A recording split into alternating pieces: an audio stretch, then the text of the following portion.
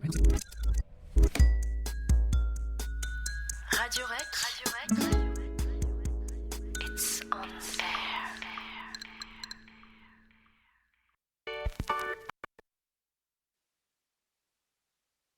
Tonight, I just had to kill a lot of people. Motherfucker, say what one more goddamn time. What lawyer verbal? I am Mr. Kobayashi. Kobayashi. Cinebdo, toute l'actualité du cinéma, C'est tout ce que ça te fait quand je te dis qu'on va manger des chips. tous les vendredis à 18h30.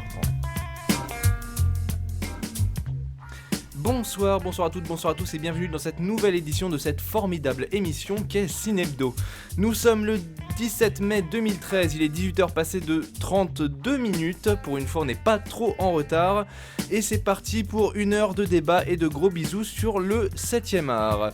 Des news cette semaine avec le retour sur les nominations à Cannes parce qu'il était temps, coup de projo, Shining parce que All Work and No Play makes Jack a dull boy, on comprendra pourquoi cette citation, un petit hommage au regretté Artus de Pingarde qui nous a quitté cette semaine malheureusement. Retour sur les films du box-office avec Trance, l'hypnotiseur, Enfance clandestine et Hannah Arendt, les sorties de la semaine avec Le Passé, Gatsby le Magnifique et Mama. Un petit anti-survivor chronique, on sait que vous avez adoré la prestation d'Enzo de la semaine dernière. Il nous reviendra encore plus fort, encore plus puissant, vu que cette semaine, ce soir, Walker Texas Ranger tapera des méchants avec ses pieds. La question de la semaine qui vous permettra pour toi et ton mec ou toi et ta meuf de gagner 2 places pour le cinéma Le Bijou de Noisy-le-Grand. Un très beau cinéma, on vous posera la question en fin d'émission pour gagner donc 2 places et vous faire plaisir au cinéma en y allant gratos. C'est donné, c'est cadeau, c'est de la part de Radio Rec. Ce soir, j'aurai le plaisir, l'honneur et l'immense joie d'avoir avec moi, on commence de gauche à droite, Clément. Bonsoir Clément. Bonsoir tout le monde. Enzo. Bonsoir Robin Severnement. Max. Bonsoir à tous. Et Maxime. Bonsoir à toutes. Ah bah, voilà, tout est propre. Tu sais Tout qui est l'a fait. fait celle-là d'habitude ? C'est Walid. C'est vrai. Voilà, ça te Ouais. place un niveau. En tout cas, on fait coucou à notre cher président, bien entendu, sans suçage de... Voilà, on va commencer tout de suite avec des news de la semaine, et cette fois-ci, cette semaine, promis, il y en a. Que s'est-il passé dans l'actualité ? C'est maintenant dans les news de la semaine. Les news de la semaine, et on commence avec la grosse info. Le festival de Cannes a débuté depuis 2 jours maintenant. Une petite occasion pour nous de revenir sur la sélection officielle de 2013 avec quelques titres qu'on va passer en revue. Un premier, c'est le nouveau film de Steven Soderbergh, Beyond the Candelabra, ou Ma vie avec Liberates, donc déjà un titre assez sympa. Bienvenue au Québec. Voilà, sur la vie de Liberates, donc un pianiste virtuose, un artiste exubérant, tel Elvis, Elton John, Madonna, etc. etc. Donc, réalisation par Soderbergh, avec Michael Douglas, Matt Damon, Dan Aykroyd, le mec de Ghostbusters, Scott Bakula et Rob Lowe, qui s'illustre particulièrement ce dernier dans la série Parks and Recreation. Donc Steven Soderbergh qui nous gratifie de son film de tous les 6 mois. Qui est censé être son dernier film. Qui est censé être son dernier film, on l'avait déjà annoncé. D'après, enfin en tout cas c'est ce qu'il a annoncé. Voilà. En tout cas, que dire, il va essayer de tout faire péter. On a une espèce de biopic musical, on verra qu'il n'est pas le seul dans la sélection à Cannes cette année. Ça peut donner quoi, un biopic musical par Soderbergh ? Les avis sont... Les avis sont partagés ? Du tout, les avis sont Non, mais de silencieux. manière générale, les biopics, moi, ça me fait toujours un peu peur. En Ouais, fait. surtout C'est clair. les biopics musicaux sont encore plus casse-gueule, Ouais, sachant ouais, que parce que- t'as un tri fait par le style musical, par l'artiste, le charisme de l'artiste au départ n'est pas bon. Bon, bah tu t'identifies pas, donc c'est vrai que c'est très compliqué à faire. Après, est-ce que l'histoire est intéressante ? Je ne connais pas la vie de ce monsieur ou de cette madame, je ne sais pas. Un donc biopic je- musical, vu que souvent les biopics sont chiants, un peu de musique. Bon, pas notre critique sur le Soderbergh, en tout cas pas de premier abord. Le deuxième biopic, enfin c'est pas vraiment un biopic, c'est une fiction, mais le deuxième film à nous raconter la vie des musiciens, c'est Inside Llewyn Davis. On avait été bien inspiré de parler des frères Cohen la semaine dernière. Exact. C'est leur nouveau film avec Oscar Isaac, Carey Mulligan, John Goodman. Et Justin Timberlake qui va encore nous prouver que c'est un bon acteur. Alors, le nouveau film des frères Coen qui a l'air assez plongé dans son univers, peut-être un peu trop. Moi, ce que j'ai peur surtout dans ce film, c'est que les frères Coen se perdent face à la puissance fictionnelle qui n'est pas forcément très, très atypique de réalisation. Alors après, ils ont pu nous surprendre de prime abord. Un western assez froid, ça pouvait pas faire rêver. Et finalement, No Country for Old Men a eu le succès critique comme commercial qu'on lui connaît. Faut faire confiance sur les frères Coen sur ce coup-là ou faut être un peu plus méfiant? Pourquoi pas s'ils abordent l'aspect musical un peu comme ils l'ont fait dans O Brother par exemple. Pourquoi pas, écoute, je pense qu'ils sont capables de mettre leurs pattes sur un film comme ça. En tout cas, les frères Coen et Soderbergh, les deux concourent pour une deuxième palme d'or, puisque je rappelle que chacun a déjà eu sa petite palme dans les années 90. François Ozon avec Jeune et Jolie qui se tape le trip du réalisateur qui va filmer la découverte du sexe par une adolescente. On lui souhaite tout le bonheur du monde. Ça a dû être sympa à filmer, ça a dû être sympa à monter. Le preneur son a dû s'en mettre plein les yeux. C'est avec Marianne Vach, Géraldine Payas, Frédéric Pierrot et Fantine Rava. C'était le dernier film de François Ozon qu'on avait vu. C'était Dans la maison. Dans la maison. ouais. Il y a eu un avis globalement positif sur ce film. Très beaucoup. Ouais, c'était une belle surprise. D'accord. Donc, moi qui n'ai pas vu ce film, à quoi s'attendre avec ce pitch que je vous ai fait qui est très simple. Que faire, que s'attendre face à François Ozon? Je pense qu'on peut espérer un peu le même univers un peu malsain. J'ai peur qu'on sombre trop dans cette espèce de, comment dirais-je, de distance qui habite un peu le cinéma français depuis les films de la Nouvelle Vague. En fait, c'était toujours à la limite déjà dans la maison, où il y avait cette espèce de moment où on se disait bon, ok, c'est bien, mais c'est un peu trop, là t'en fais un petit peu trop. Et ça nous sortait un petit peu, beaucoup trop, je trouve, du contexte de l'histoire des fois. Ça pouvait porter préjudice,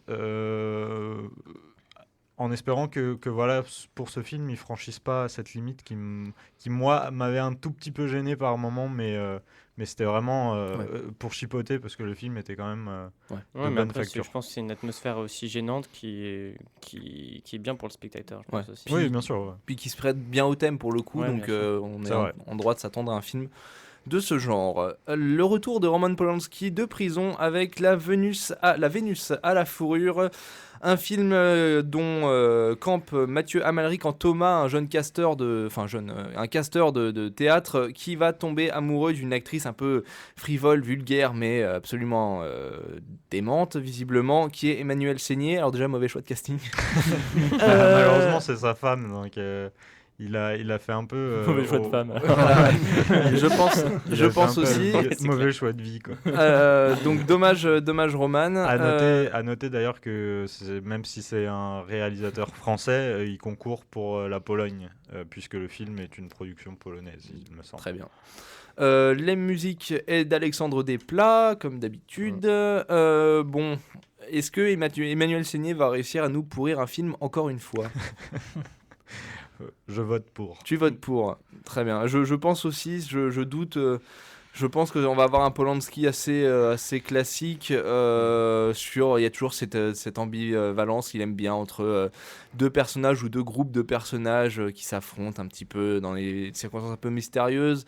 De Rosemary's Baby à Ghostwriter, ça se retrouve tout le temps. On va avoir toujours cette espèce d'antagonisme entre personnages. Mais là, dans ce film, je pense aussi qu'il y a un risque aussi de mettre du théâtre dans le cinéma. Oui, c'est vrai.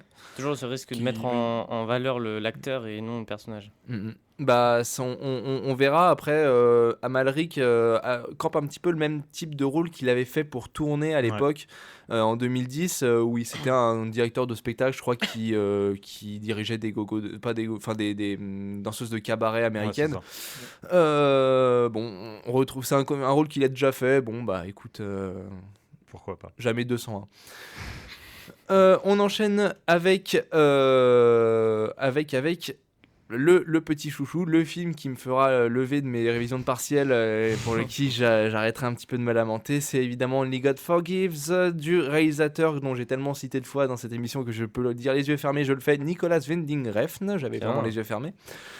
Réalisateur danois de la trilogie Pusher, de Bronson, de Drive plus récemment, qui reprend son petit copain Ryan Gosling avec Christine Scott Thomas, plus tout un tas d'autres acteurs, dont Gordon Brown, qui doit reprendre ses parents aimaient bien la chanson visiblement, qui est une histoire de drogue à Bangkok et de l'histoire de vengeance. Je fais confiance à Nicolas pour nous concocter un petit pitch digne de ce nom.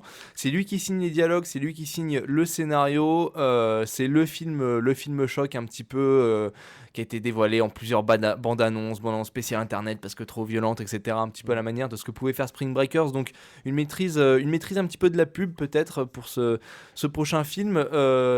Visiblement, Refn et Gosling s'entendent bien. Ça peut difficilement ne pas nous convaincre, on va dire, ce film quand même, non ? Bah écoute, pour le coup, moi je crois que c'est le seul film qui n'est pas un film américain auquel je crois réellement pour la Palme. Parce qu'il y a quelque chose qu'on n'a pas cité et sur lequel j'aurais voulu revenir, c'est le fait que cette année, le président du jury, c'est Steven Spielberg. Et je vois mal un réalisateur américain donner la palme à un réalisateur qui ne soit pas américain. Parce que tout simplement, c'est déjà arrivé beaucoup de fois dans l'histoire qu'un président du jury américain donne la palme à un de ses confrères. Tout récemment, c'était De Niro avec The Tree of Life en 2011. Avant ça, il y avait Tarantino qui avait remis aussi une palme d'or à Michael Moore. Et même avant, Clint Eastwood avait remis la palme à Tarantino. Je sais pas, je trouve les Américains peut-être un peu trop patriotes ou alors trop enfermés dans leur cinéma, ce qui se vérifie assez souvent. Donc, pour le coup, Only God Forgives, qui est un peu quand même un film qui se rapproche plus d'une production hollywoodienne que les autres films en concurrence, serait le seul film non américain auquel je crois. Ouais. Mais peut-être que la violence va porter préjudice aussi à ce film après. Peut-être. La violence bien réalisée, je doute qu'elle soit Non, bien sûr, qu'elle soit condamnable. Ouais. Moi, j'avoue, je mets mon petit copec sur The Immigrant de James Gray. Très bien. En plus, très bon choix de mots avec Kopek. On l'enchaîne tout de suite. Vu que The Immigrant, donc le nouveau film de James Gray avec Marion Cotillard qui joue donc Sonia, une jeune immigrée donc polonaise, qui va tomber d'amour pour le mauvais homme. Qui mieux pour encore incarner le mauvais homme que Joaquin Phoenix, et qui va être sauvé par le bon, à savoir Jeremy Renner. Donc James Gray, c'est le réalisateur occulte, on va dire, au plus loin culte, puisqu'il y a c'est un peu de la somme des Thomas Anderson ou des Wes Anderson. C'est des réalisateurs qui ont leurs fans, leur base. Et pour le coup, surtout en Europe. Oui. Pour le coup. Oui. Et justement, James Gray, mine de rien, c'est son 4e film et sa 4e nomination sa 5e nomination. 5e film. 5e film, pardon. Puisqu'on a Little Odessa, The j'avais Yards, oublié La celui-là. Nuit nous appartient, qui sont tous les trois très axés gangster, banditisme, etc. Ouais, exact. Two Lovers, qui était un essai réussi niveau critique et presse sur le triangle amoureux, et donc The Immigrant qui retourne un petit peu aux sources. Donc c'est son 5e film, pardon, mais sa 4e nomination, puisque depuis The Yards, il a tout le temps été nominé au festival, enfin à la sélection officielle du Festival de Cannes. Donc il est toujours reparti bredouille cette année. Je le vois vraiment gagnant. Mais voilà, c'est des paris sans réelle conviction puisqu'on n'a pas vu les films. Mais encore une fois, je doute que Spielberg remette la palme à, par exemple, dans la liste, on a Arnaud Despalières, Abdelatif Kechiche. Tous ces réalisateurs même François Ozon, ces réalisateurs qui parlent un peu au public français mais qui qui, au final, mondialement, ne représente pas un cinéma qui serait le cinéma de Spielberg, je crois. Le dernier grand nom qui est sorti de cette sélection officielle, c'est celui de Jim Jarmusch, donc le réalisateur, entre autres, de Broken Flowers, de Ghost Dog, etc., et de Deadman, avec Johnny Depp, si je ne m'abuse. Qui sort Only Lovers Left Alive, un titre digne d'une chanson un peu triste. En tout cas, qui présente Tom Hiddleston, Tilda Swinton et Mia Wasikowska dans un scénario qui n'est pas le triangle amoureux, mais qui reste un triangle quand même, où un musicien underground va retrouver son amante. Cette amante a une petite sœur qui va un petit peu perturber, et on se doute qu'il y a quelques histoires de tension ou de relations croisées. Jim Jarmusch, un réalisateur qui nous a habitués à des rythmes scénaristiques absolument particulier. On aime ou on n'aime pas. Alors évidemment, c'est facile de dire ça, tous les films, on aime ou on n'aime pas, mais on comprend bien quand on dit ça qu'il y a un degré différent de différenciation justement entre les gens qui adorent et les gens qui n'aiment pas du tout. Je pense que moi je le prends pour un parti pris, ça dépend des thèmes abordés. Là, le thème, dans le style Jarmusch, le thème, je sens c'est un avis personnel qui va pas tellement me plaire. Je préférais ces Ghost Dog avec Forest Whitaker qui restait assez mythique, je pense, la scène avec la musique d'Herzeda qui était très voilà, les scènes d'exécution avec l'évier, enfin c'est des choses qui restent un peu gravées. Il cherche de plus en plus à rentrer dans la comédie, enfin pas la comédie, non, mais comme dans le film romantique, on va dire, dans le film à relation. Ça a plutôt bien marché avec Broken Flowers grâce au talent énorme de Bill Murray, qui sortait en plus de Lost in Translation, qui le faisait pas trop dépayser de son rôle, donc on avait une nouvelle image finalement. Comment le prendre, ça va se destiner uniquement aux amateurs d'histoires mélancoliques, ou on peut attendre mieux? Bah écoute, je sais pas, j'espère qu'on peut en attendre mieux. En plus, il y a la petite pépite défendue par Cinebdo ces dernières semaines. Mia, j'arrive pas à dire son nom. Wasikowska. Wasikowska. Voilà. Je vais trouver un truc mémotechnique. Mais ouais, je pense que ça peut satisfaire un public. Malheureusement, j'ai le sentiment qu'on tourne un peu souvent autour des mêmes thèmes avec Jarmusch quand même, c'est-à-dire le musicien un peu underground. Enfin voilà, ces thèmes, ce que j'arrive à supporter avec Gus Van Sant, mais pas avec Jarmusch en gros. D'accord. C'est un peu ça. Et voilà, c'est pourquoi pas. Et enfin, j'avais une autre petite remarque aussi sur la liste que tu avais dû relever, Robin, mais c'est le fait qu'il n'y ait qu'une seule femme dans... Alors bon, on est mal placé à Cinebdo pour critiquer la parité, mais ouais, il y a qu'une seule femme, donc, et en plus, ça s'appelle Tedeschi, et elle est même pas gâtée par la nature. Et voilà, c'est assez dommage que ça finisse comme ça, sachant qu'il y a pas mal de femmes style Sofia Coppola ou encore comment s'appelle-t-elle, Claire Denis ou même Rebecca Zlotowski qui méritaient, je pense, d'être dans la sélection officielle et qui ont été recalés entre guillemets dans la sélection Un certain regard. D'accord.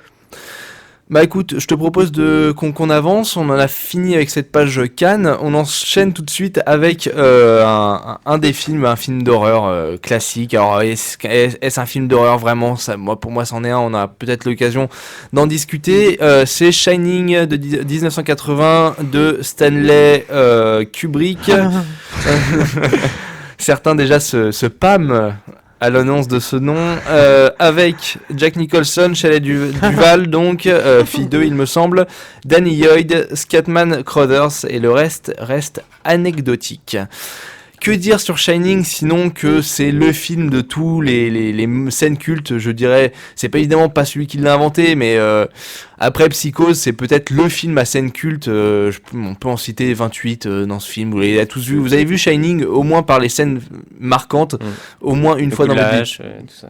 Le coup de l'âge, le coup de l'ascenseur, les jumelles sur les tricycles, le petit sur le tricycle, les jumelles dans le couloir, la vieille dans la baignoire, le sang dans le couloir aussi. Voilà, le sang dans le couloir, la machine à écrire, le bar, la photo. Le générique de fin. Ouais, le générique de fin. Non mais c'est Le vrai. début aussi. Le début, ouais. Générique de début avec l'hélicoptère, c'est oui parce Oui, que le faux raccord. à signaler, Ouais. Stanley Ça, Kubrick.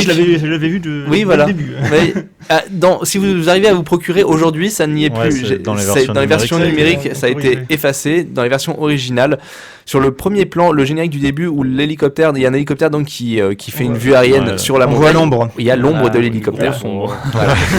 Ah oui, je vais pardonner quand même. Parce qu'il voulait filmer autre chose que l'ombre, tu penses? Je crois pas. Je crois qu'il y a une voiture dans le champ. Il paraît qu'il y a une voiture.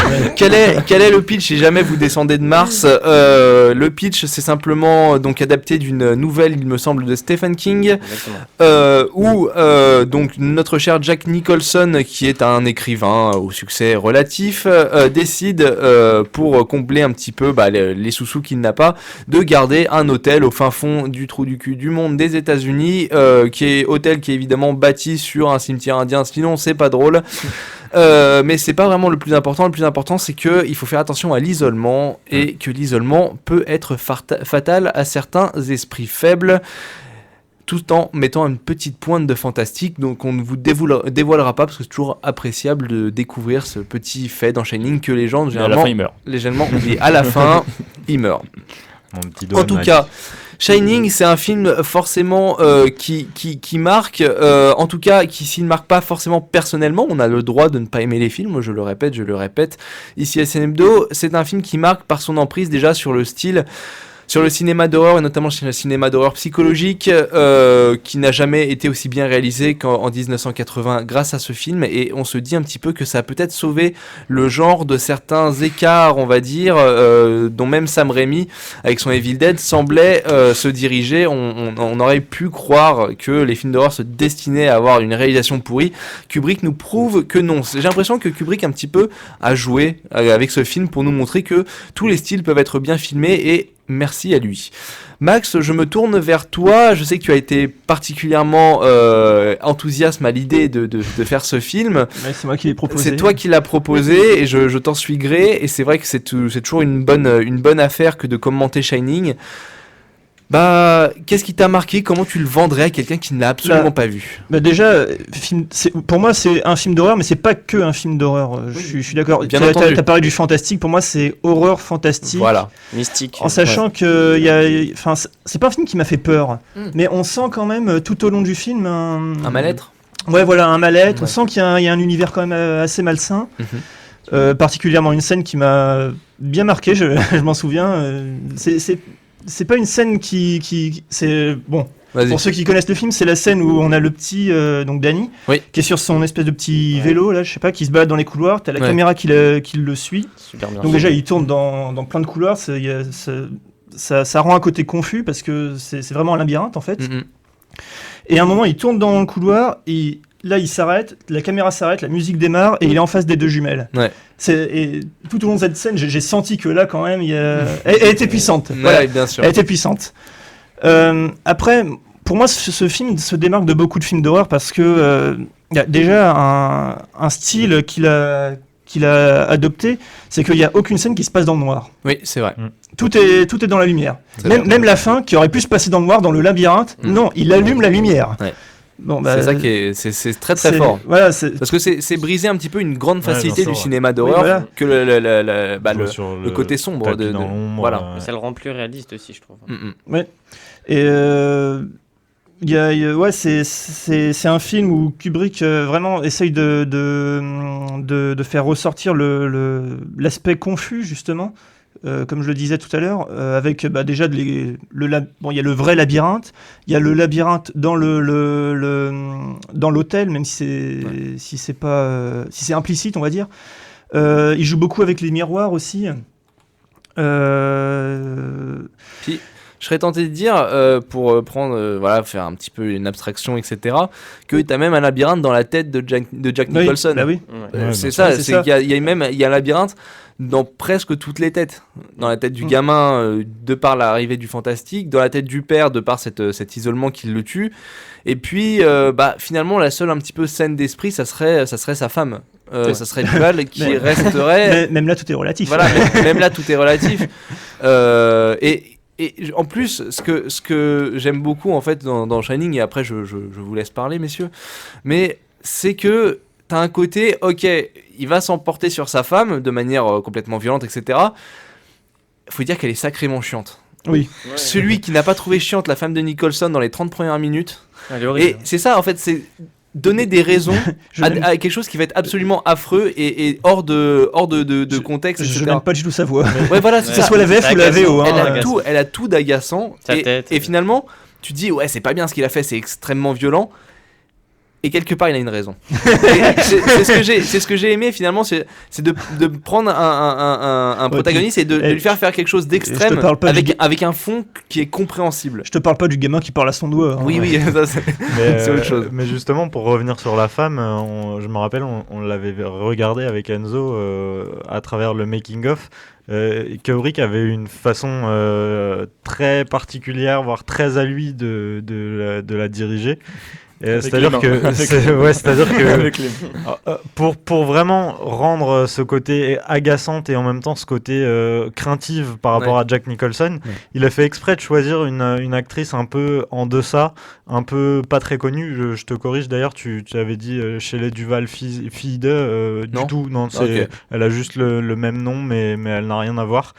Et il a fait exprès donc de la choisir pour pouvoir la manipuler encore plus. Et justement, il y a une séquence dans le making-of où tu vois Kubrick qui lance un action et Shelley Duvall qui met, je sais pas, 3 secondes à jouer avant de réagir. Et là, Kubrick arrête le tournage et prend 5 minutes pour aller lui expliquer qu'elle est qu'une merde et que il a pas fait venir 50 techniciens pour attendre 3 secondes en trop. Donc c'était insupportable et qu'il était temps qu'elle fasse les choses sérieusement parce il en pouvait plus, il en avait marre et tout. Et tu vois la fille se décomposer face au monstre que c'est Kubrick. Et d'ailleurs, il me semble qu'elle n'a pas refait de film pendant au moins 10 ans après, tellement il l'a malmené sur je sais pas, ces 2 mois de tournage. Et il lui a pourri la vie pour que voilà, le résultat à l'écran soit là. Et comme tu disais, elle en devient agaçante et en même temps, on sent aussi toute la crainte envers le personnage de Nicholson, quoi. Ouais. En tout cas, il arrive bien à nous immerger dans la terreur du film, dans l'univers un peu mystique et aussi on ressent un peu cette claustrophobie un peu dans un espace paradoxalement très grand en fait. Et ça c'est assez fort de la part de Kubrick et puis on immerge aussi dans l'horreur du très performant Nicholson quand même qui est incroyable dans son rôle, moi je trouve. Même si au début on arrive à un peu tomber faussement dans un goût de déjà vu au tout début. Et après, on se laisse prendre par justement cette terreur qui nous prend direct et par ce fou historique qui vient. Mais c'est assez impressionnant. Ouais. Et techniquement aussi, Shining, ça a été un peu l'avènement d'un nouveau procédé pour le cinéma, puisque c'est un des premiers à avoir utilisé, on va dire, en quasi-totalité, le Steadicam. Alors, c'est pas... Le Steadicam, on rappelle, c'est un procédé qui permet de stabiliser une caméra pour que voilà, un opérateur, comme il y a sur le long des matchs de foot par exemple, ces hommes qui portent une caméra, pour donner cette espèce d'aspect fluide pour la caméra. Et ça aide un peu le côté labyrinthique. Et même, encore une fois, Max citait tout à l'heure la scène où la caméra suit le vélo. Ça a donc pu se faire grâce au Steadicam, qui est l'invention de Garrett Brown, petit point culture, qu'il avait utilisé, je crois, 2 ans avant aussi dans Rocky, puisque en fait Rocky est le premier film à utiliser du Steadicam. Bref, Et ça permet un peu cette espèce de perte à moitié imaginaire, à moitié réelle, puisque la caméra flotte comme ça et on ne sait jamais si on est réellement ancré dans quelque chose qui est vu par le personnage ou qu'on essaye de nous montrer. Et à cette espèce d'aspect de folie et même le pur plaisir technique de suivre un vélo sur 200 mètres, moi ça m'excite. Voilà. Non mais il y a ça et c'est vrai que ça marque une différenciation claire. Alors certes la technique est nouvelle, mais même après une bonne partie des films d'horreur des années 80 qui vont être justement dans la continuité d'un style qui est beaucoup plus celui de Sam Raimi, à savoir celle d'une caméra qui est portée, dont les mouvements sont exagérés pour donner l'impression de quelqu'un qui te suit, que c'est un être humain. Cette espèce d'idée de tapis dans l'ombre. Voilà. Là c'est vraiment le contraire et pour autant ça marche. Si vous regardez Evil Dead par exemple, la version originale, c'est vraiment très très clair, tous ces mouvements très très humains de caméra qui donne aujourd'hui, vu que la Steadicam et voire les techniques un peu plus stables de réalisation sont devenues monnaie courante, qui rajoute encore quelque chose de vieillissant quoi, ces anciens films d'horreur. Bah écoutez, on a fait le tour de Shining.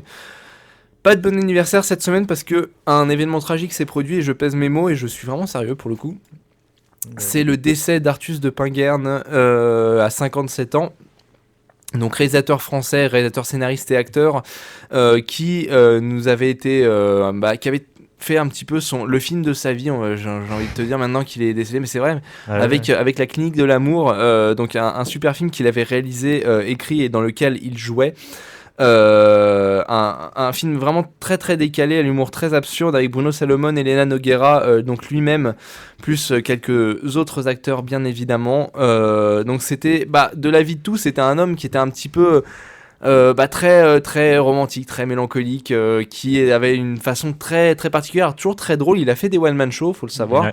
Mais il avait déjà cet esprit un petit peu absurde, très dans la mentalité loser que j'apprécie particulièrement moi au cinéma. C'est quelque chose que les films sur les losers, j'ai toujours, d'où les frères Cohen, d'où tout ça, vous avez bien entendu toutes les références.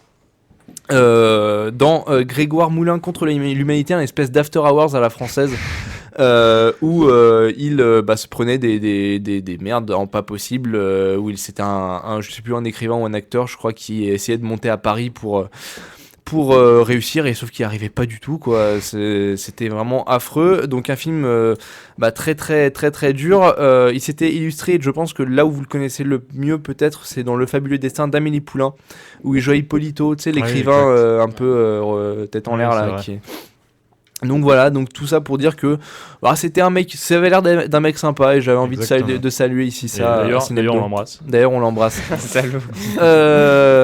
En tout cas voilà, Artus de Pinguerne, et puis juste son nom était aussi drôle que le mec, donc c'était pour le signaler. Messieurs, petite pause musicale, 5 minutes, on se retrouve avec les sorties de la semaine, le retour sur les films des box-office. Qu'a-t-on cette semaine ? On a Trent, Slipknot Teaser, Enfance clandestine, Hannah Arendt, Le Passé, Gatsby le Magnifique et Mama. Joli programme, à tout de suite dans 5 minutes.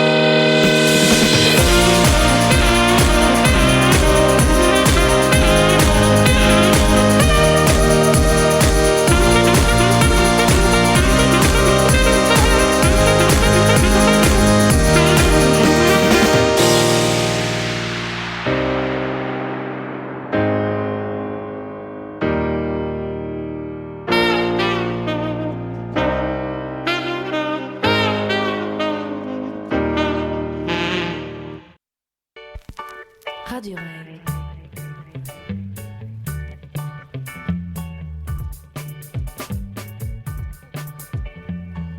La radio étudiante. De retour sur le plateau de Cinebdo, on est heureux, on est tous ensemble, on parle de cinéma. Et c'est parti pour le petit retour traditionnel sur les films du box-office. Et maintenant, retour sur la semaine passée avec le box-office.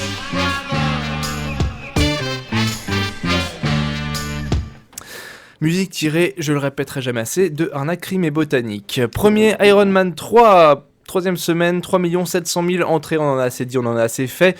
De toute manière, peu à analyser sur ce film. Deuxième, Les Profs, quatrième semaine, 3 25 000 entrées, on en a assez dit, on en a assez fait.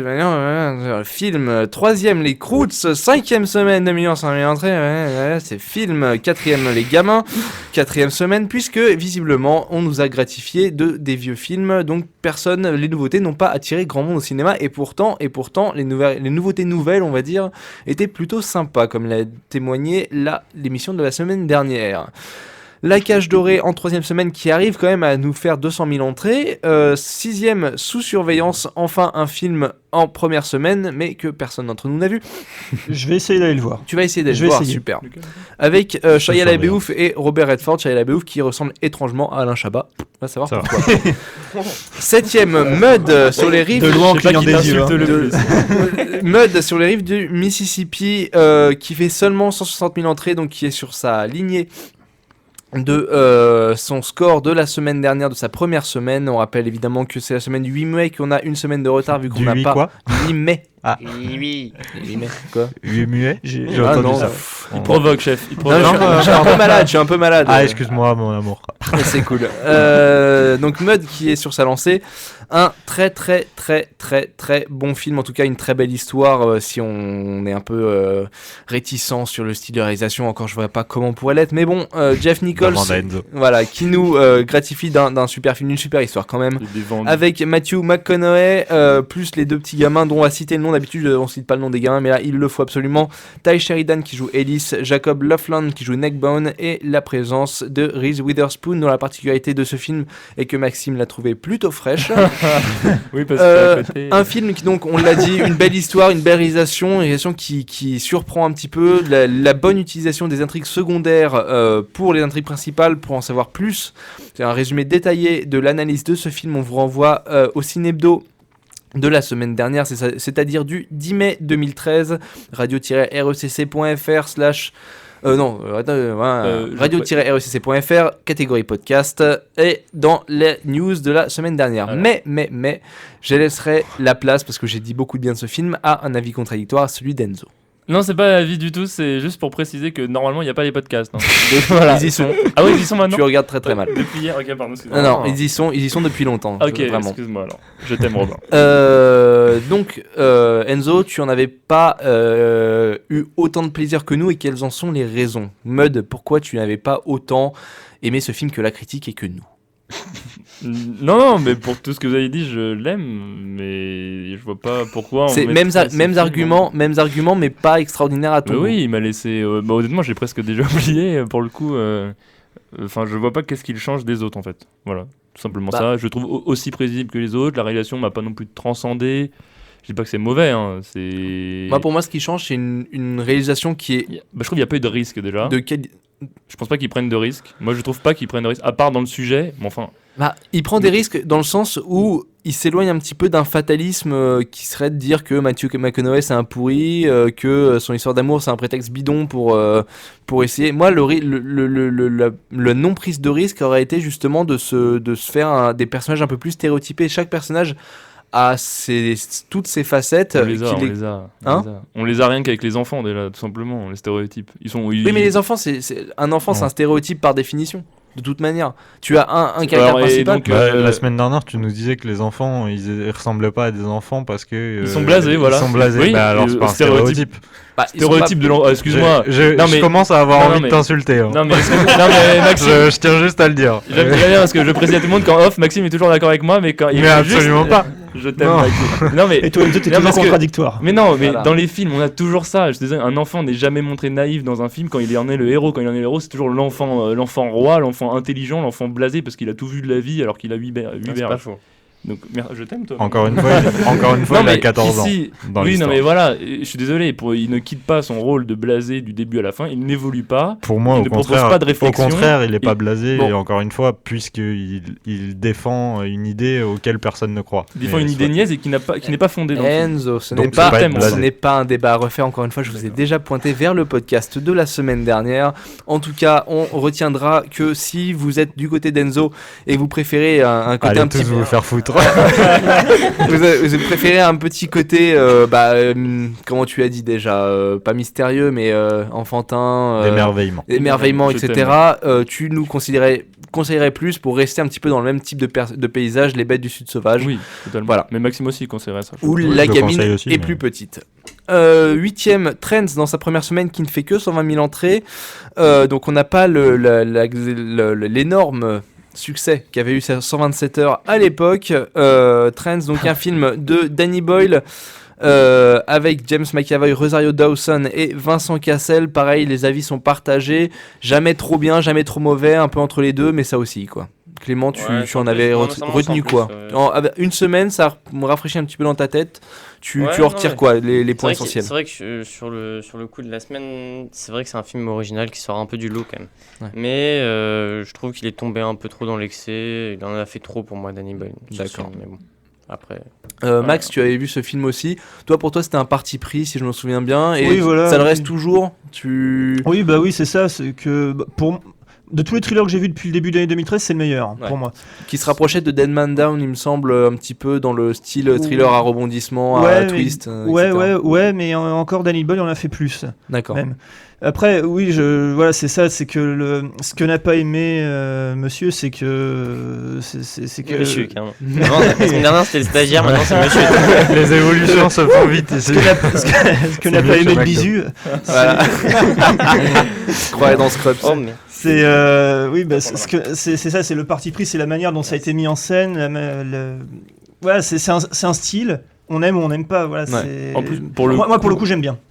Enzo, Pour le mot coup, de la je fin. veux dire, ouais, ce qui est étonnant, c'est que il adapte sa réalisation pour la coller avec son sujet. Genre, on a vraiment une relation transcendantale, si je puis dire, Mhm. avec plein de jeux de miroir par très contre, là, c'est vachement planants. maîtrisé. Et donc, Ouais. pour le coup, voilà. Après, pour justifier, je voudrais juste dire pour terminer, je pense justifier le nombre de places parce que je pense pas que Boyle fasse beaucoup d'entrées en soi. C'est juste que les derniers films avaient tous une particularité et créé le buzz. Donc, tout simplement, Slumdog Millionnaire, c'était qui veut gagner les millions et l'autre, Ouais. c'était on va tous. On Bah, va tous ça faisait- ça s'évanouir faisait dans un le petit peu- film et donc Ça il y avait une faisait sorte un de, petit de- peu le 127 heures dans ses couleurs, etc. C'est un petit peu film de Jones, quoi. Ça, t'avais un côté, t'avais un côté Moi, je trouve qu'il y avait une hype grand autour du truc justement, américain. C'est une oui. histoire vraie. C'est Ouais, voilà. ça, Oui, ça aussi, prend une mais histoire certaine- vraie, mais ça pareil joue pour beaucoup, Slumdog aussi, c'est vrai que. c'est Voilà, aussi- d'ailleurs, c'est- on signale vite fait que dans Fargo, au tout début du film, il a marqué que c'était inspiré Ouais, d'une c'est histoire vraie, etc. Et qu'à la fin du film, il a marqué Oui. que c'est fictionnel. c'est- Merci. L'écume des jours en 3ème semaine qui fait 720 000 entrées en une adaptation relativement correcte. Après, évidemment, il y a les pensionnaires du... le roman est mieux, moi j'ai compris autre chose, encore une fois, je le répéterai jamais assez, on est là pour critiquer des films et non pas des romans. 9ème, l'écume des jours, non, 9ème c'est fait. 10ème, Infiltré en première semaine qui fait 110 000 entrées qu'on n'a pas vu. 11ème, Mohamed Dubois en tu as deuxième vu. semaine que j'ai vu, qui fait, oh, merci, putain, je pensais l'éviter, 300 000 entrées donc qui sont pas mérités, il passera sur Canal un jour et ça sera très bien. 3 films qui n'ont pas accédé aux 11 premières places du box-office. C'est l'hypnotiseur de Lasse Hallström, visiblement pas assez de fans de Millennium ont voulu voir exactement le même film en moins bien. Tant mieux, avec Tobias Zeliakus, Michael Persbrandt et Lena Oilin, tu te donc lances dans la- acteurs finlandais et suédois.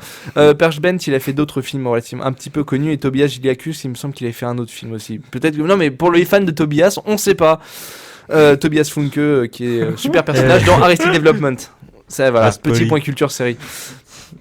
En tout cas, c'était la réponse de la question de la semaine, la semaine dernière et j'ai rien envie de dire de plus tellement c'était un thriller moyen. Un film d'auteur qu'on a décidé de voir pour vous, en tout cas que Maxime a décidé de voir pour vous, c'est Enfance clandestine, un film argentino-hispano-brésilien réalisé par Benjamin Avila avec Natalia Oreiro, Ernesto Altero et César Troncoso. Si vous les connaissez, c'est que c'est votre cousin. En tout cas, Maxime, qu'est-ce que tu en as pensé? C'est un film d'auteur, ça se voulait un film d'auteur. Est-ce que ça a eu le résultat d'un film d'auteur? Écoute, j'en ai pas retenu grand-chose malheureusement, si ce n'est le fait que ça se place dans un contexte historique un peu compliqué dans les années 70 en Argentine. Ouais. Voilà, je suis déjà saoulé. Non, c'est pas vrai. Il faisait froid dehors, il faisait chaud au cinéma. Non, écoute, pourtant même pas. Je partais avec des bonnes convictions, puisque en plus le film avait été sélectionné à la quinzaine des réalisateurs de l'année dernière à Cannes. Je m'étais dit pourquoi pas. Maintenant, je te cache pas le fait que voilà, le film ne prend qu'un risque plutôt qu'aucun risque. Le seul risque, c'est voilà, comme je vous disais en off, que les scènes d'action sont montrées par des planches de dessin animé avec un espèce de montage entre le roman photo et le stop motion, et les planches de dessin sont vraiment d'une excellente qualité, ce qui fait que les 35 secondes de scènes d'action qu'il y a dans les 2 heures de film deviennent intéressantes. Mais voilà, 1h50 pour 35 secondes de film, ça fait beaucoup. Ça fait cher payer. Et au final, voilà, j'en ai pas retenu grand-chose, si ce n'est le fait que ça plaira aux petits anciens qui sont à la recherche de sensations fortes et de caméras à l'épaule qui viennent enfin d'arriver en Argentine, mais ça fait 115 ans que ça nous emmerde. Donc, voilà. Non, passons. On va passer sur un film que toi tu as vu, Enzo, Hannah Arendt, donc un biopic franco-allemand sur la femme évidemment éponyme, réalisé par Margarete von Trotta, avec Barbara Sukova, Axel Mielberg et Janet McTeer, donc un biopic. Est-ce qu'on a eu le droit à un biopic un petit peu dynamique, chose qu'on n'a pas eu depuis quelques temps maintenant dans cette émission, Enzo? Eh bien, au plaisir de te surprendre, Robin. Non. À la vue de l'affiche. C'est ça. Non. Pourtant, il y a une croix gammée. Hein. Voilà. Légèrement camouflée pour pas choquer non plus.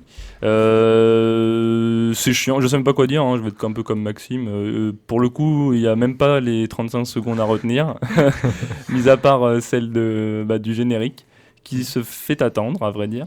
Je note également qu'il dure 3 minutes de plus que Enfant clandestin, donc si vous avez le choix, allez voir plutôt Enfant clandestin. Voilà. Qu'est-ce que je peux dire? Non, mais c'est vraiment bien, le problème, c'est que je vais pas dire que c'est pas un film, mais à mes yeux, c'est pas un film en fait. C'est vraiment. C'est quoi? C'est pas un film, c'est un téléfilm, c'est un documentaire, c'est quoi? C'est un film, mais je veux dire, dans le sens où vous connaissez mes goûts, j'aime bien quand un film apporte quelque chose, en tout cas au moins nous émerveille. Alors, on peut nous émerveiller avec de l'horreur ou d'autres trucs comme ça, mais là, c'est calqué sur une vie, mais en fait, il nous propose ni réflexion, ni épanouissement, ni rire, ni joie, ni tristesse, ni colère. Enfin, on n'éprouve rien, quoi. On reste vraiment... on est assis, on écoute une réalisation un peu grave et sans saveur face à un sujet qui l'est tout autant, certes, qui est extrêmement difficile, mais que des films comme La liste de Schindler a réussi à transmettre en émotion. Voilà, parce qu'il l'a romancé, il a, voilà. il faut on va au cinéma, quoi. Voilà, c'est ça. Là, c'est un témoignage, mais c'est même pas parce que l'aspect donc parce qu'en fait, on n'a pas pitché, mais alors de mémoire, Hannah Arendt. Ça raconte surtout le procès de Reichmann. Et mais le problème c'est ça, c'est en toile de fond, quoi. Enfin pour moi, j'ai juste vu la période de vie d'Hannah Arendt de je ne sais plus quelle date exactement. 61, épanouissement et réflexion d'Hannah Arendt. C'est ça. Et on voit les pseudo réflexions parce qu'elle-même ne doute pas d'elle-même en fait, puisqu'on la voit réfléchir, mais enfin elle est convaincue dès le début et on la voit juste lutter contre ses opposants. Un cadre un peu trop historique finalement, avoir une vision un petit peu trop dans la finalité de l'événement, alors qu'on aurait pu voir quelques interrogations. Et surtout ça se voit à l'affiche, de toute façon on la déifie, et puis ses opposants sont très caricaturés et caricaturaux. Tiens, tu ressens ce que moi et Max avons ressenti devant Lincoln. Oui, Et voilà. Bah, C'est- oui, mais encore là, c'est vraiment pire, hein, je peux vous dire. Hein. Ah bon Vraiment, non. Ses opposants sont montrés comme réfléchissant mal. Voilà, c'est montré ainsi. Quoi. Hannah Arendt a raison et la réalisation, les dialogues, la mise en scène ne nous montrent que ça D'accord. pendant tout le film. Voilà. Bah écoutez messieurs, on a fini avec ce petit tour du box-office et le petit retour sur les films qu'on avait vus la semaine dernière. C'est parti pour les sorties toutes fraîches de la semaine. La pause est finie. Place aux analyses des sorties. Dans la voix sobre, on fait 3.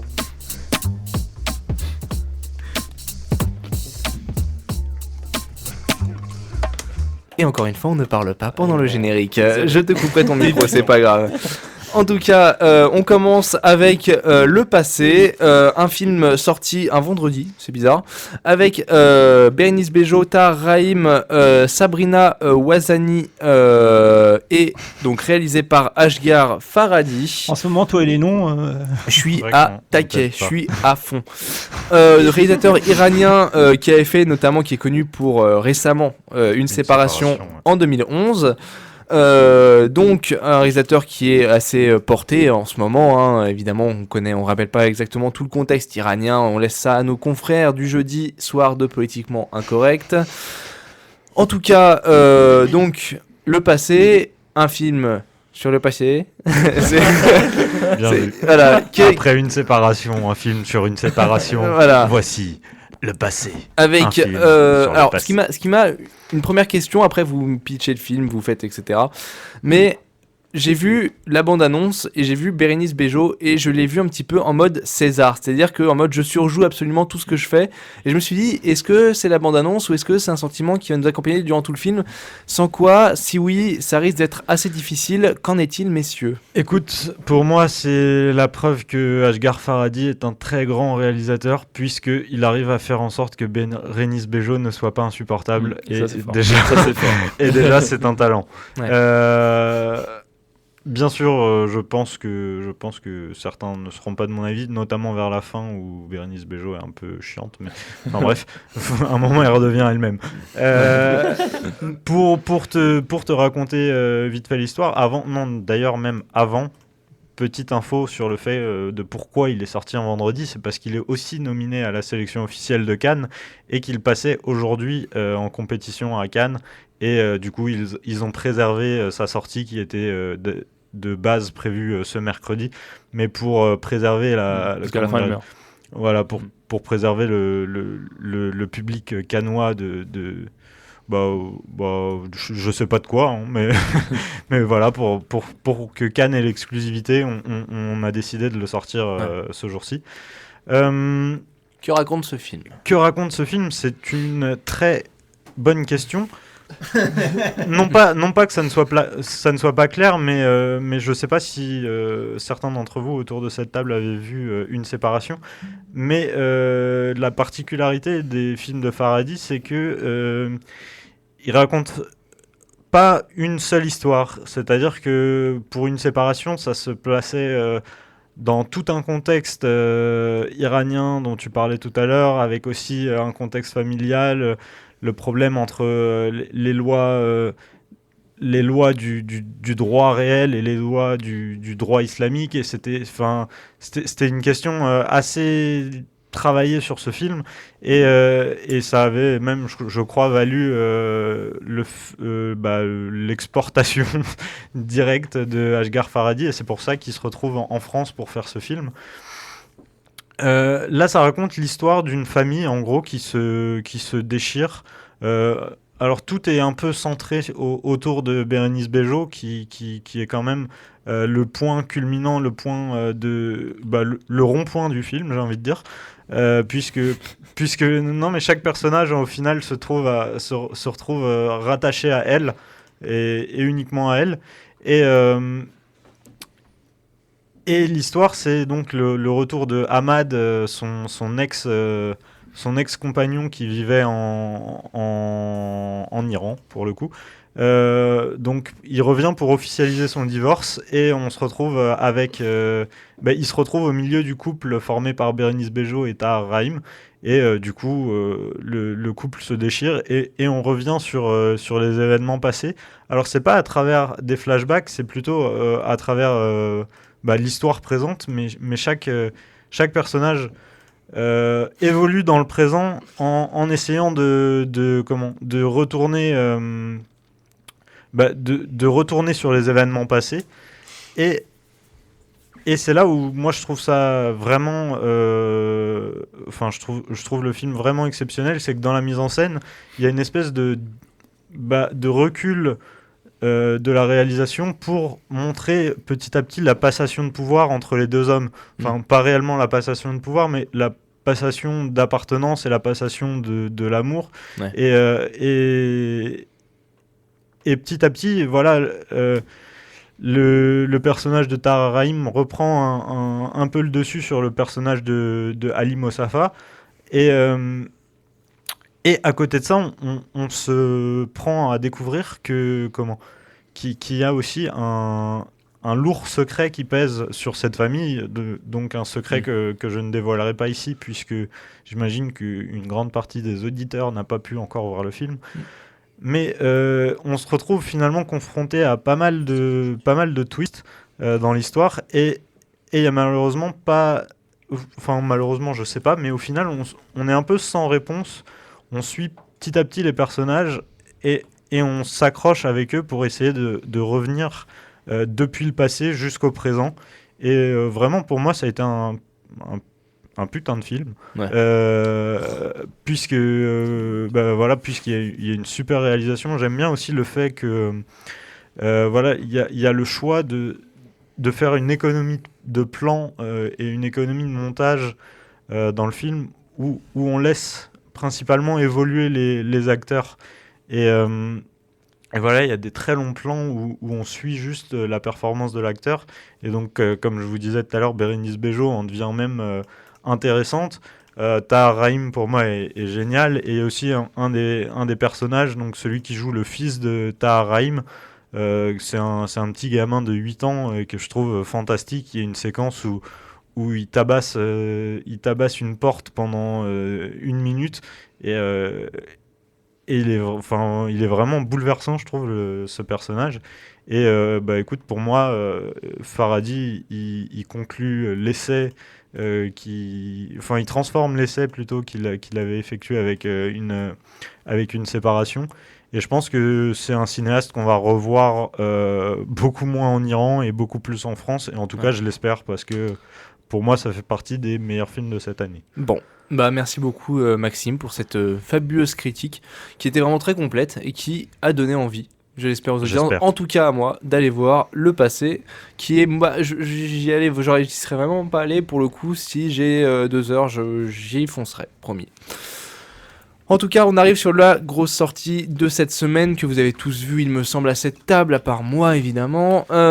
C'est Gatsby, le magnifique adapté du roman de Fitzgerald, réalisé par Baz Luhrmann au film contestable, Roméo plus Juliette, Moulin Rouge, Australia.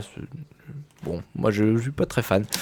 En tout cas, ce dont on parle ici, c'est Gatsby, donc l'adaptation. Lui-même là a réécrit le scénario. Gatsby, donc personnage éponyme donc de Jay Gatsby, qui est un milliardaire excentrique qui vit juste à côté du personnage principal de ce film qui est Nick Carraway, donc interprété par Tobey Maguire, l'homme au charisme de la flaque de pisse. En tout cas, si vous avez tous vu Spider-Man, en tout cas, c'est évidemment les mystères, les rumeurs. Après, quand même, l'acteur principal de Jacques le chasseur de géants. C'est vrai, il y avait lui. Justement, on le cite plus, lui. On n'aime pas son nom, donc tu vois, quelque part, il a gagné. Alors, j'ai oublié. Ce sera Jack. En tout cas, donc les folles rumeurs vont courir, les plus folles histoires sur ce Gatsby. Comme sur ce film, les plus forts rumeurs courent, est-il bon, est-il mauvais? C'est à vous d'en décider, messieurs. Qui prend la main ici à cette table, qui se sent le courage? Enzo, tu prends la main, tu me pitches le film, bon, je l'ai déjà fait, tu me donnes tes avis positifs ou tes avis négatifs. On garde encore le suspense, comme s'il y en avait un. Oh là là. Déjà, bon, je commence toujours par la durée, 2h22, c'est trop long, il faut le dire au cinéaste. Ouais, oui, non, honnêtement. c'est vrai. Voilà, ça... non, mais c'est vrai. Tu fais bien. Il faut pas étirer un pitch qui ne le vaut pas, déjà, je pense. Ou quand on n'a pas d'idée, il faut finir, on met un petit truc, 1h40, c'est parfait. Ouais. Deuxième point important, parce qu'on s'ennuie après. Bon, bien sûr, on a Baz Luhrmann que tout le monde connaît. Il revient après sa monstruosité, il faut le dire, Australia quand même, qui était C'était affreux. bien mauvais. C'était affreux. Donc là, il reprend plus. Alors, style. il garde son style. Oui, il garde son style. Voilà, très mélodrame, surjoué, surréalisé, sur tout ce que tu veux. Et sauf qu'il enlève un peu le côté niais qu'il y avait beaucoup dans Australia quand même, et il se rapproche plutôt de Moulin Rouge. Je donne une indication pour ceux qui voudraient aller le voir. D'accord. Donc pour le coup, on a ici un casting quand même mitigé. Je pense que tout le monde sera d'accord avec moi, puisqu'on a DiCaprio qui est classique mais efficace, et on a Tobey Maguire donc qui pue sévèrement. Et on a, parce que oui, ce film nous permet de monter le top 2 des flaques de piste, puisqu'il y a Carey Mulligan qui arrive en première non. Si. Sur ce film peut-être, mais pas tout. Ah non, je parle sur ce film. Ah, sur ce film, oui, on est d'accord. bien sûr. Parce que Justement, Tobey c'est Maguire, ça qui moi je m'a le prends dans choqué. sa globalité. Ah oui, non mais d'accord. Mais là, pour le coup, dans le film, elle m'a étonné de platitude. Voilà, de vacuité, il faut dire. Je n'ai pas compris son personnage, et je pense qu'elle non plus en fait. D'accord. Et donc, c'est tout pour ces points négatifs. Tu en auras d'autres, tu réagiras après. Oui, je réagirai après. Tu réagiras Je après. vais en rajouter. Alors Max, on est bien parti, on ira un petit peu sur les aspects positifs après. Oui, Max, oui. on est bien parti, on finit sur les aspects négatifs. Ouais, moi Vas-y. j'ai vu la première version parce que je rappelle que Gatsby le Magnifique est un remake et je suis anti-remake inutile. Ouais. Donc un remake d'un film du même titre, Gatsby le Magnifique, qui date des années 70, j'ai plus la date exacte, avec Robert Redford. Attention, parce que lui-même est un remake de Le Prix du Silence, Oui. qui est déjà adapté de Scott Fitzgerald, qui est lui-même un remake de Gatsby le Magnifique, un film de 1926. Ouais, bah tu vois, Une histoire qui a inspiré. je le comparerais juste à celui des années 70. Ouais.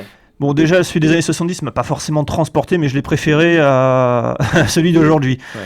Ça sert à rien de faire un film si c'est juste pour mettre de la 3D. Mhm. Voilà. Oui. Voilà, ce film, voilà, c'est le même film. Ouais. En surréalisé, c'est beaucoup de fond vert. Ouais. Ah, ça se voit, c'est dommage. Franchement, pour là, le coup, il a. Aïe, aïe, aïe. oh là là, c'est laid, c'est moche. Ouais, c'est caca. Pour les Avec acteurs- de tels moyens, je pense que au moins, il a été critiqué, mais Oblivion a eu le mérite, ce film de science-fiction, donc avec Tom Cruise, a eu le mérite de poser la base qu'un fond vert, tu n'es pas obligé de le voir pendant un film. C'est toujours ça. Là, le fond vert, là, il est flagrant. Ouais. Ça m'énervait. D'accord. La 3D, je sais même pas si on peut parler d'intérêt, parce que à quoi elle sert. Ouais. C'est juste pour essayer d'apporter un côté esthétique. C'est un côté vendeur aussi, un côté. Voilà, vu que le film est très paillette, etc., très Il est tiens, on va très mettre les celui-là est plus chers très qu'on a. paillette. Ouais, celui-là est très paillette. C'est vrai que si je me trompe pas, celui de 74 était plus branché sur l'histoire d'amour entre Oui, Gatsby et la fiancée qu'il Bon, retrouvait. déjà, Plus classique. Là c'est quoi? C'est un triangle amoureux, je suppose, s'il y a un oui, introduction d'un nouveau personnage. c'est ça. Renouvelé, moi je trouve. Alors, Fignolet, je sais pas. on est sur toi dans C'est exactement la même histoire. Ouais. C'est. Qui ouais, n'est pas exceptionnel d'ailleurs dans le fond. Non, non, Moi, je elle comprends est pas pourquoi du il y a tout. une telle. Ouais. Voilà. Bon, Après, peut-être pour le coup un roman mal adapté. Alors je sais que voilà, ouais, mais, ouais, peut-être oui, voilà. Parce que c'est vrai que je comprends pas. parce que qu'est-ce qu'elle a d'exceptionnel, cette histoire, Baz je l'ai Luhrmann pas pour le compris. coup a modifié la version. C'est vrai que pour avoir été mis sur l'écran aussi souvent, je sais pas pourquoi. Ouais, voilà, il y a vraiment rien Bon, de déjà, c'est moi, vraiment une histoire à la d'amour. base, je suis pas spécialement fan des histoires d'amour au cinéma. Bon, Ouais.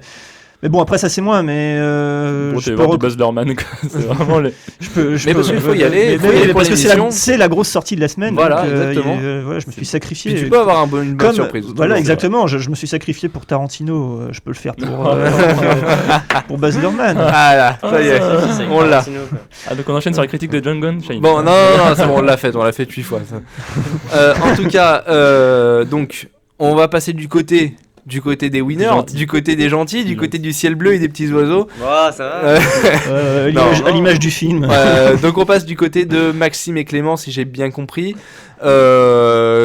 Globalement positif les deux. Clément, on va commencer par toi. Donc tu n'es pas du tout d'accord. Pour toi, l'histoire vaut le coup et pour toi, c'est quoi? C'est une réécriture? C'est quoi? Loorman, il fait un film pas si lourd que ça. Ouais. Et puis, c'est joli. C'est un parti pris. Et puis non, moi je trouve que c'est spectaculaire. Il y a vraiment des effets visuels un peu, j'avoue, je vous l'accorde. Dans les 30 premières minutes du film, je pensais que j'allais sortir de la salle. Mais après, après c'est vrai qu'il abuse un peu sur les effets visuels au Il y a début. un peu de kitsch, mais bon. Oui, c'est du Tout au kitsch, long du mais- film, même. Il abuse Voilà, sur Mais le kitsch, c'est partie intégrante du film. Ça fait bien sûr, ça et fait du partie du personnage, en personnage, de l'histoire, Bah, etc. bien sûr, Est-ce qu'on c'est peut Gatsby, de l'éviter? Baz Non. Luhrmann. Non, c'est Non, ça fait Gatsby. partie de aussi. Baz Luhrmann, ouais, je suis d'accord avec C'est Enzo. vraiment son style. Bah, Mais là, il pour a le peut-être- coup, le il a problème, peut-être- c'est que Il l'a peut-être choisi parce que le thème s'y prêtait bien. Faut Bah voir oui, ça. reprenez moi, je l'histoire. pense que c'est ça. Gatsby, Bah oui, mais ça Gatsby, marche- il ça fait marche des pas. fêtes immenses pour récupérer une nana. Résultat, Non mais, on fait non, mais une c'est raison c'est pas Baz immense. Luhrmann qui s'est adapté, c'est vraiment il a fait ça parce que c'est lui. Enfin, je veux dire, Oui, voilà, c'est c'est ça. rien n'échange quoi. C'est un Il a- choix. À un C'est un moment, choix je crois facile. qu'il a réfléchi. Hein. Oui, non, mais Bah, justement, je pense pas. On se demande, Justement, je on pense se pas. demande. C'est un producteur. choix facile, peut-être. Ça prête à débat. C'est un choix facile, mais au moins ça a le mérite de coller avec sa réalisation. Ah oui, Oui, c'est il ça. a fait ça en choisi. démesure, il a Voilà. démesuré l'œuvre et moi je trouve que c'est plutôt bien. Il a Ouais. fait son style, il n'a pas eu peur et il s'est risqué à ça. Mm. Après oui, moi je trouve qu'il a eu cette intelligence de justement pas garder ces effets visuels un peu exagérés. Ça n'a pas pris le pas sur les acteurs. Enfin, Ouais. je veux dire, les Tout au acteurs long du ont- film. Ouais, il y a que ça. Tout au long du film. Enfin, moi, C'est non, le moi, film. Je pense pas. Bah, non, laissez-le, Les acteurs sont vraiment, enfin pas tous, mais DiCaprio, moi je trouve qu'il est vraiment extra dans ce film. Ouais. Il tient bien ce rôle un peu énigmatique. Je l'ai vu alors, dans mieux. Enfin, il a plein d'ambiguïté. Il joue très bien le perfectionniste. Il est lui-même, je pense, DiCaprio est perfectionniste dans son rôle. Ouais. Et puis, voilà, moi je suis vraiment. Ouais, non, ça m'a vraiment laissé une bonne impression ce film. D'accord. Maxime, t'es tout aussi positif ou peut-être quelques remarques, quelques critiques? Je suis pas grandement emballé par ce film, je l'avoue, mais je suis pas aussi négatif que nos deux amis. C'est vrai que moi je trouve que le truc, le film, pas le truc, enfin voilà le machin quoi, il tient plutôt pas mal justement. Je suis assez d'accord avec toi Clément, avec l'apparition de DiCaprio. En plus, il faut dire que pour un personnage principal, je crois qu'il met une bonne demi-heure à arriver. Ouais. Et il y a cette espèce de mystification Ouais. du personnage avant même qu'il arrive qui l'aide, je trouve, à se développer après. Et on Il y a- rentre direct il y a pas dans son forcément- Il y a ça, il y a ça dans la, il y a ça dans la Elle version fonctionne des années 70. Oui, oui. Non, mais il y a ça, ça très dans bien. beaucoup de Mais films. enfin, Elle est il y a moins ça dans le accentuée, elle est livre. moins accentuée. Mais là, pour elle le est coup, on lourde, parle elle de est celui de lourde. 2013, quoi. Il dit Gatsby toutes les 14 secondes et il le dit en soufflant. Gatsby. Ah, voilà.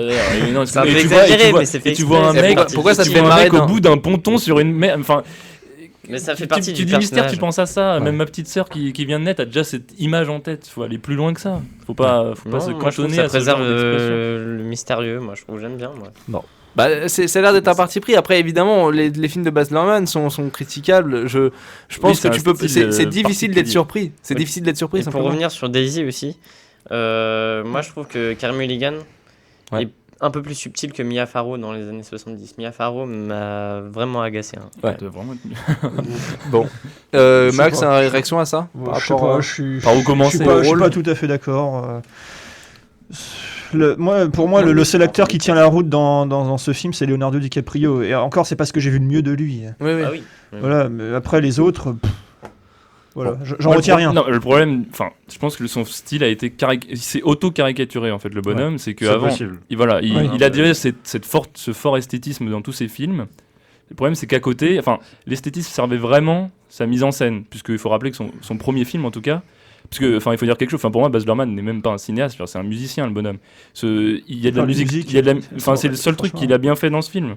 Enfin, Et encore. que Greg Et Armstrong a encore. bien fait dans ce film. Je Et crois, encore. je crois qu'à un moment, à une fête, on entend de la musique disco. Hein.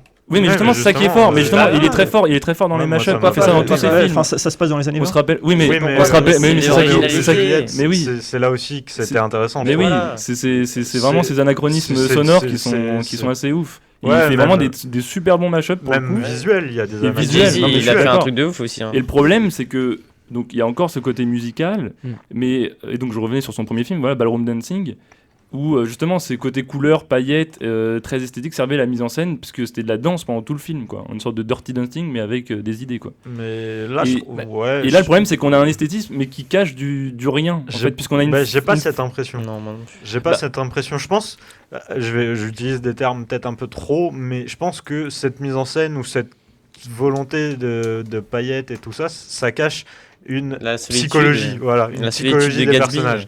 Maintenant, je suis d'accord que ça fait pas mouche dès le début. Enfin, j'ai pas non plus été hyper emballé par le film.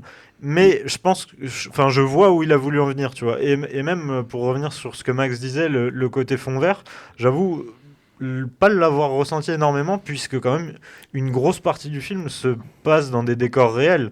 Et notamment ouais, voilà. Non, mais il y a beaucoup d'effets, je pense que tu le vois surtout quand il fait des. Enfin, oui, dans les effets visuels, dans les effets spéciaux, un peu, mais je trouve. Encore avec sa caméra bouge énormément. Oui, c'est vrai. Ça, c'est... Moi, je trouve que les décors, pour le coup, c'est le point positif du film, parce qu'ils sont vraiment top, quoi. Moi, je dirais plutôt la musique, et encore, c'est pas exceptionnel. Mais après, la musique, il fait confiance à Craig Armstrong, oui, qui avait déjà suivi sur Romeo plus Juliette et Moulin Rouge, il me semble, ou Australia. En tout cas, Craig Armstrong qui reste une valeur sûre dans la BO, qui a fait même des musiques de... Bon, il fait tout, il fait il a fait longtemps aussi le compositeur de l'ombre de Massive Attack. Donc de U2 même. De U2 aussi. Donc ça fait partie de ces gens qui touchent un petit peu à tout avec succès et dont on se souviendra pas à leur mort, sauf nous à Cinebdo, on leur fera un petit coucou, comme Artus. Le dernier film, c'est un film d'horreur. Qui c'est qui s'y est collé? C'est Bibi. Mama, un film donc ouais, voilà. Un film espagnol produit par des Canadiens, il me semble, d'Andrés Muschietti, le remake de son propre court-métrage Mama. Ah, tu vas arrêter tout ça tout de suite. C'est pas un effet sonore que je lance, promis, c'est Enzo avec sa bouche. Avec Jessica Chastain qui est méconnaissable véritablement, Nikolai Kloster-Valdo qui est méconnaissable, qui est très connaissable pour le coup et qui surfe de plus en plus sur son rôle de Jaime Lannister dans Game of Thrones. C'est un mélange de Bradley Cooper avec une plaque d'égout. C'est un super acteur danois et c'est un très très bon acteur pour le coup, qui était révélé par Game of Thrones si tu m'écoutais un petit peu. Donc un film d'horreur qui se base un petit peu très suivant le jeu vidéo en fait, Fear, si vous avez joué au Fear sur les PC. Bien sûr. Avec non mais oui, il y en a qui ont joué ici à Fear sur des LAN. Okay. Non, mais non. Donc qui suit un petit peu la petite un petit peu tarée possédée par le démon, sauf que cette fois particularisme, elle est avec sa petite sœur, donc abandonnée par un papa qui avait tué sa femme, etc., qui se retrouvent toutes seules, les deux, dans une cabane, et qui vont faire la connaissance d'un espèce de démon qui s'appelle Mama, et qui veut être leur maman. Le problème, c'est que 5 ans plus tard, elles sont récupérées dans un état de démence pas possible par le frère jumeau de ce père-là, qui va décider de s'en occuper. Encore une fois, très mauvais choix. Au tout début du film, en fait, tu te rends compte que s'il n'avait pas fait la connerie de faire ce choix-là, il serait rien arrivé. Et là, il décide de prendre les mômes à son compte. Et le problème, c'est qu'elles vont se mettre toutes seules un petit peu à ruiner la maison de manière démoniaque. Pourquoi on irait voir ce film maintenant que t'as tout dit? Pourquoi on arrive à ce... parce que c'est le pitch vraiment du film. En fait, c'est pas l'intérêt c'est pas un film d'horreur qui réside tel que peuvent l'être des sauts, etc., sur un twist ou quelque chose. C'est plutôt de la peur anticipation. Donc du bout derrière les couloirs, de l'effet 3D sur les murs, etc. Les petites ont le mérite de jouer très très bien.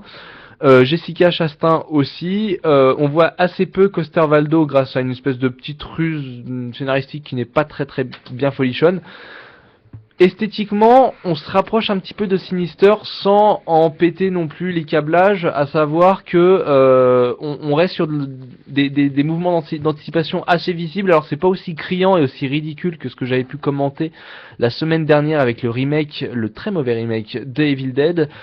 Mais on a affaire à finalement une maison hantée assez traditionnelle, assez classique. 2-3 moments de sursaut, mais finalement on se rend compte que ce film d'horreur n'est pas tellement sur du sursaut, mais plus sur de l'anticipation et l'anticipation est pas faite pour faire peur en fait, mais pour dissimuler, pour faire avancer l'intrigue. C'est Un peu comme Shining.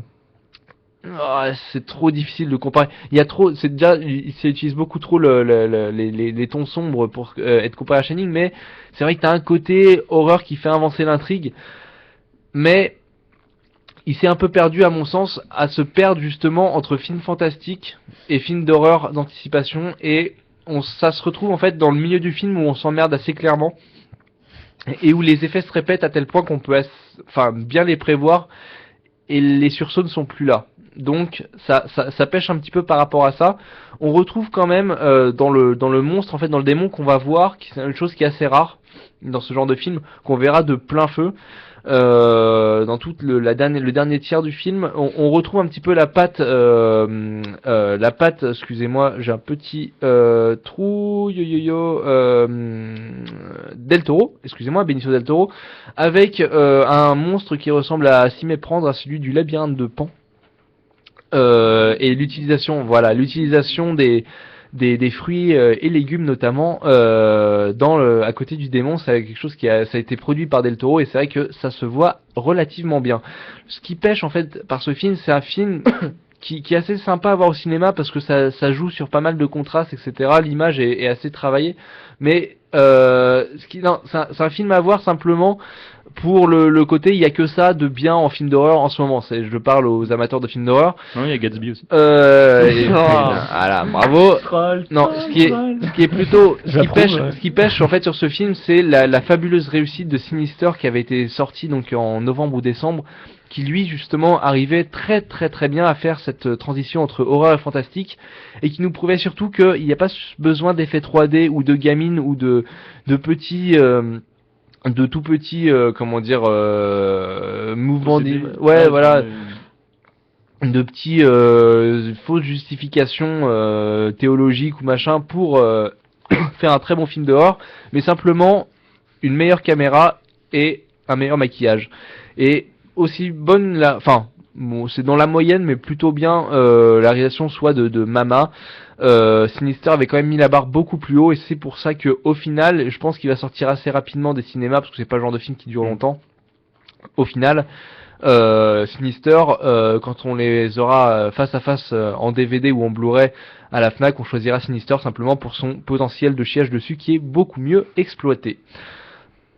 Écoutez, je vous propose, avant que je meure parce que j'en peux plus, de passer à Sérivore Chronique.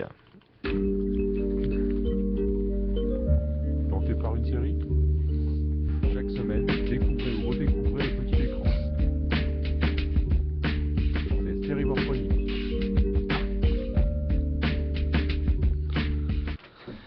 Et on revient évidemment sur la Sérivore Chronique cette semaine, donc encore une anti-Sérivore Chronique. On t'a aimé, Enzo, tu nous as fait rire, tu nous as fait être ému sur les experts Miami, et on t'attend de pied très très très ferme Faut que j'aille pisser. Très ferme pour taper les méchants. Walker Texas Ranger, l'homme qui tape les méchants avec ses pieds. C'est vrai que j'ai failli faire en plus les experts Miami parce que je suis tombé sur un épisode mais D'accord. irrésistible. C'est vrai. Ce week-end, vraiment. Bon. J'ai jamais vu un truc aussi caricatural, mais bon. Pour vous. Cette semaine, c'est Walker Texas Ranger. Alors, In the eyes of a ranger, the merde, unsuspecting tu me prends mon intro, quoi. C'était ça mon intro. Non. Actuellement en instance de procès pour avoir accordé quelques jours de congé à la barbe qui l'a rendu célèbre, Chuck Norris avait pour habitude depuis juillet 1995 de nous faire rêver tous les dimanches dans la série Walker Texas Ranger, ou plus québécoisement appelé le Texan marchand avec des super pompes de rando. Afin que les scientifiques comprennent ma chronique, en voici un résumé traduit dans leur langue. 2354 clichés soulevés et autres poncifs débectants, zéro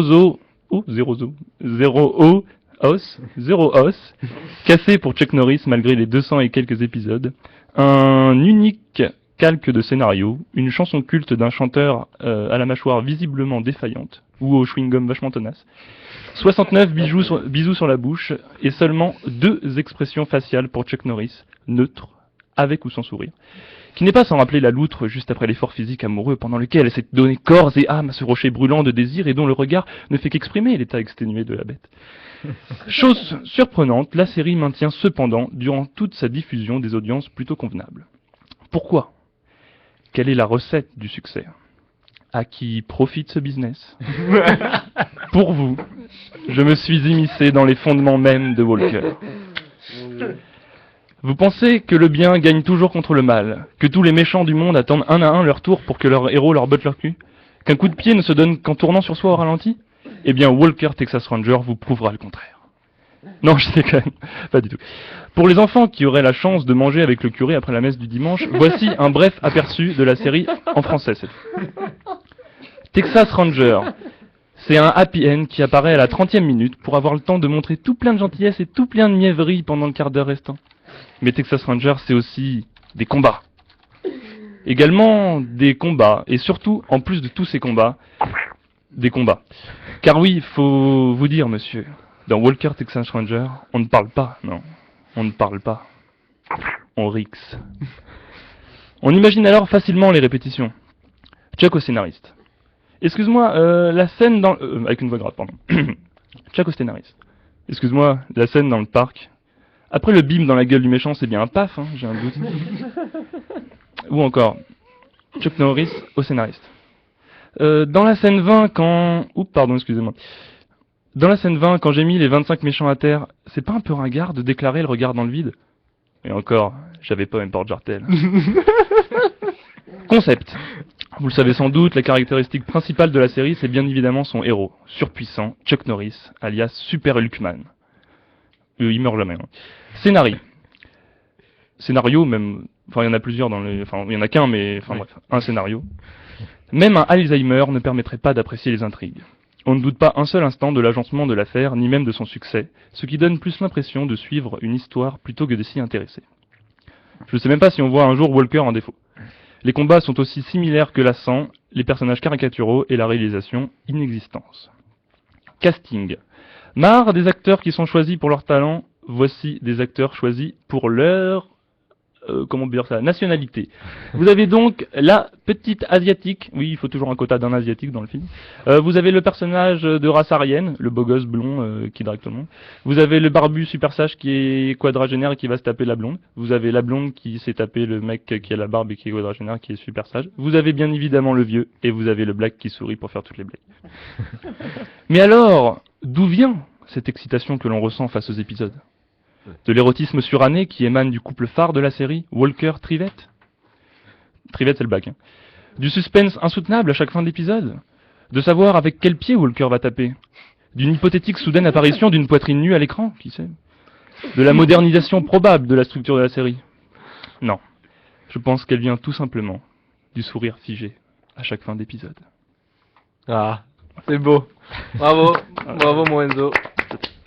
On est encore fiers de toi, tu nous as encore fait bien pour rire. l'anecdote, le Black qui joue Trivette dans Walker Texas Est Ranger. mort. Ah non. Okay. Enfin, je sais rien. Joue dans le tout premier Die Hard. Oui, exact. Ah oui, c'est vrai. Oui, oui, il joue bien en plus. Ouais, comme quoi. Hein, ça pourrit vraiment tout cette série. Ouais. Bah écoutez, question de la semaine, parce que les auditeurs en peuvent plus, ils veulent gagner leurs 2 places. Avec moi.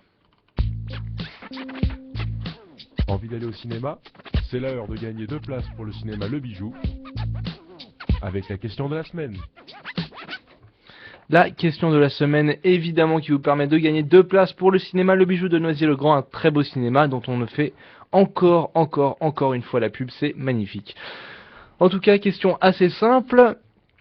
Quel est l'auteur du roman Gatsby le Magnifique, l'auteur original? Assez simple, je l'ai dit dans l'émission en plus. Sinon, si vous n'avez pas bien écouté, vous allez sur internet et vous trouvez toutes les réponses dont vous avez besoin. Et ben messieurs, encore une belle émission de passé. Tout s'est bien passé, messieurs, tout va bien. Oui. Pas envie de frapper Enzo, si, non. Non, ça va, il se rattrape avec sa chronique de ouais, ça va, il a de la chance. En tout cas, on se se laisse évidemment. On vous dit bonne révision de partiel, mais on reste quand même sur les. Il y a que toi qui les non, antennes. non, je suis avec lui. Ah ouais, il y en a plusieurs. Révision du bac aussi. Voilà, bac, bonne révision, Allez. bon concours. Il y a les concours qui sont là. C'est vrai. En tout cas, on reste quand même sur les antennes du groupe Radio Rec, histoire de passer un bon temps, 1 heure ou 2 avec nos animateurs préférés. On reste sur Score Plus, on reste sur Cinebdo, on reste évidemment sur Politiquement Incorrect. On reste sur tout ça. On se dit à la semaine prochaine. Salut, à plus, bisous. Ciao. Salut.